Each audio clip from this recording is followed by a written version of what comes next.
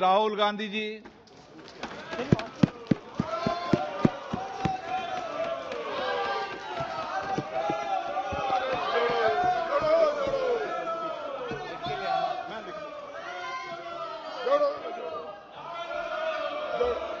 Speaker sir, thank you for allowing me to speak on the President's address. It's an honor for me to be able to speak at this House today.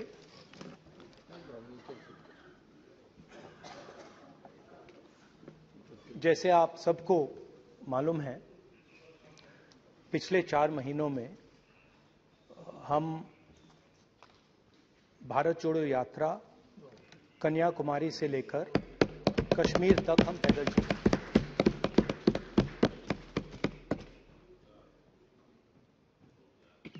3,600 kilometre तकरीबन। और इस यात्रा पे बहुत कुछ सीखने को मिला।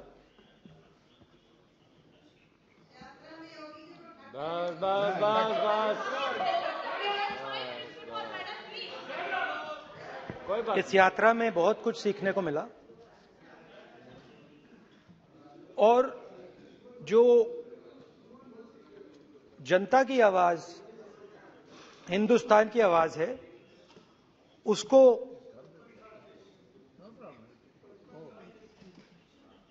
गहराई से सुनने का मौका मिला।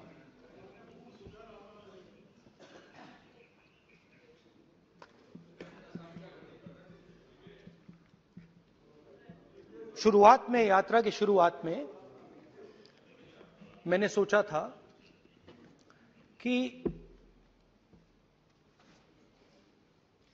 3,500 किलोमीटर चलने हैं और मुश्किल है मगर किया जा सकता है।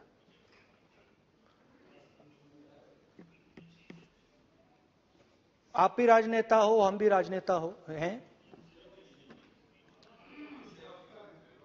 हाँ, सेवक कह लीजिए। और नॉर्मली आजकल की राजनीति में जो हमारी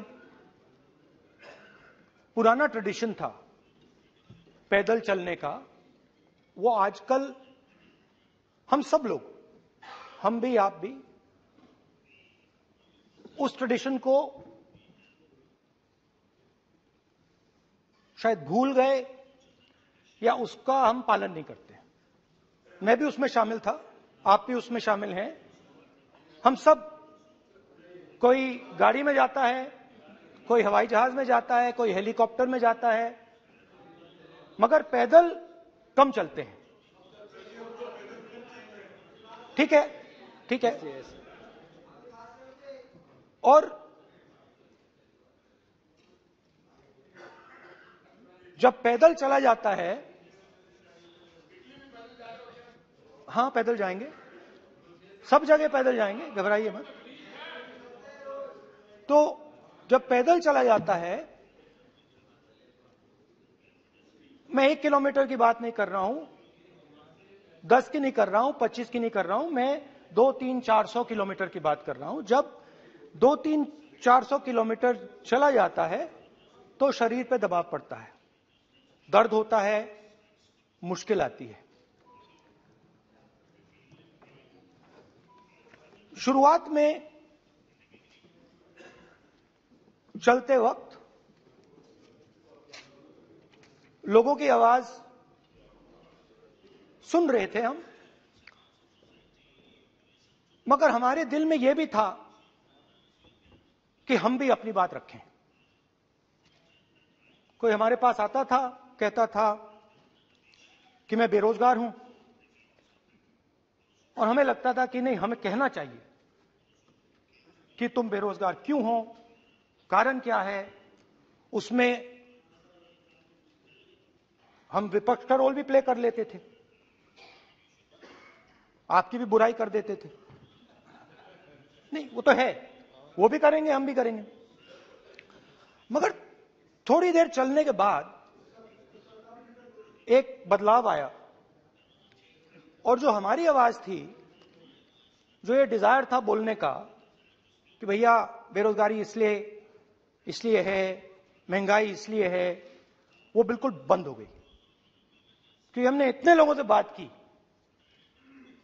मतलब हजारों लोगों से बात की, बच्चों से,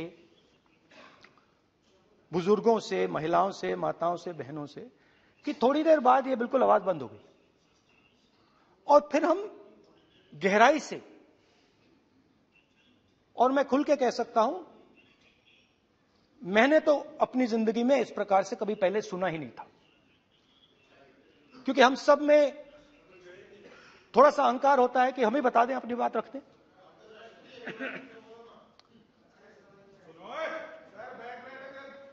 तो आस्ते आस्ते जब हम चले 500-600 किलोमीटर बाद, जनता की आवाज गहराई से सुनाई देने लगी और एक प्रकार से यात्रा, इंडिविजुअल्स नहीं, यात्रा हमसे बोलने लगी। नहीं, गहरी बात है, समझ नहीं आएगा।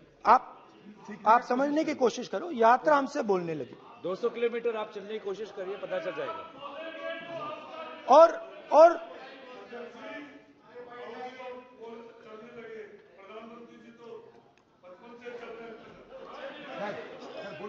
वो चाय बेचने के लिए जाते थे। तो यात्रा बोलने लगी। कोई आता था, कहता था, युवक आता था, कहता था मैं बेरोजगार हूं। हम सवाल पूछते थे, क्या पढ़ा आपने? इंजीनियरिंग की, अब क्या करते हो? कोई कहता था मैं बेरोजगार हूं, कोई कहता था मैं उबर चलाता हूं, कोई कहता था मैं मजदूरी करता हूं। किसान आए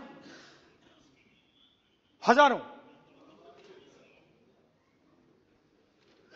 प्रधानमंत्री बीमा योजना की बात की कि हम पैसा भरते हैं, तूफान आता है, आंधी आती है, पैसा गायब हो जाता है।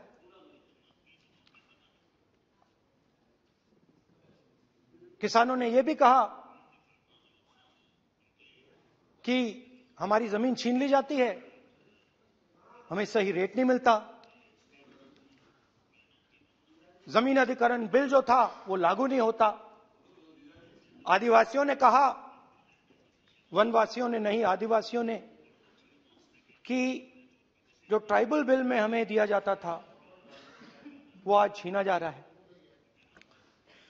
तो बहुत सारी चीजें हमको सुनने को मिली। मगर मेन थ्रस्ट, अगर मैं कहूं, मेन थ्रस्ट बेरोजगारी, महंगाई और किसान। उसमें एमएसपी थी, उसमें बीज की समस्या थी, किसान बिल की समस्या थी। अच्छा, अग्निवीर की भी बात की लोगों ने। आपने अभी बोला कि अग्निवीर देश को फायदा पहुंचाएगा। मगर हिंदुस्तान का युवा जो 4 बजे दौड़ता है, आर्मी में भर्ती होने के लिए दौड़ता है, वो आपकी बात से सहमत नहीं है। उनने हमसे कहा कि पहले हमें 15 साल की सर्विस मिलती थी, पेंशन मिलती थी, अब 4 साल के बाद हमें निकाल दिया जाएगा, कुछ नहीं मिलेगा, पेंशन नहीं मिलेगी। सीनियर ऑफिसर्स ने कहा कि हमें तो लगता है कि ये जो अग्निवीर योजना है ये आर्मी के अंदर से नहीं आई, ये कहीं और से आई है, ये आरएसएस से आई है, होम मिनिस्ट्री से आई है। ये सीनियर आर्मी के लोगों ने कहा है, मैं नहीं कह रहा हूं, कि हमें लगता है कि ये आर्मी के ऊपर ये योजना थोपी गई है और ये आर्मी को कमजोर करेगी। आर्मी के जनरल्स ने हमें कहा, जो रिटायर्ड हैं, उन्होंने हमें कहा, राहुल जी, हजारों लोगों को हम हथियार की ट्रेनिंग दे रहे हैं और फिर थोड़ी देर बाद उनको समाज में डाल रहे हैं। बेरोजगारी है, समाज में हिंसा बढ़ेगी।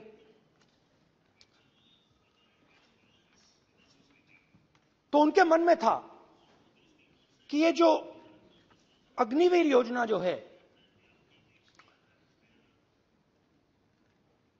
ये आर्मी के अंदर से नहीं आई है।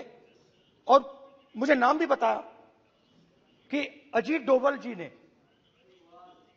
ये योजना आर्मी पे थोपी है। क्यों नहीं ले सकते? क्यों नहीं ले सकते? बिल्कुल ले सकते हैं, पार्लियामेंट में थोड़ी है वो। क्यों नहीं ले क्यों नहीं ले सकते? क्या बात कर रहे हैं? सर ये तर्क है, बाद में फिर अडानी के लिए भी यही बोलने वाले हैं, फिर ये तर्क है इनका।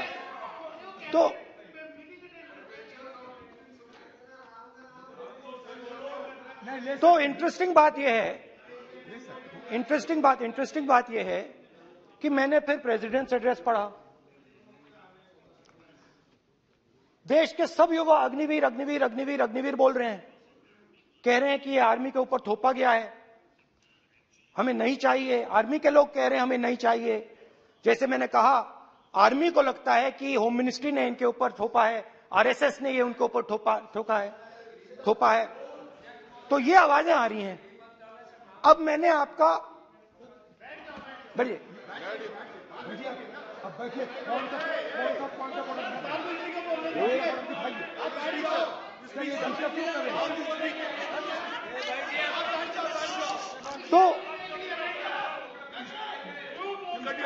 तो एक फर्क, ये थोड़ा पानी ले आओगे? मैंने पानी, तो मुझे एक फर्क दिखा। प्रेसिडेंट्स एड्रेस में बहुत सारी चीजें बोली गई।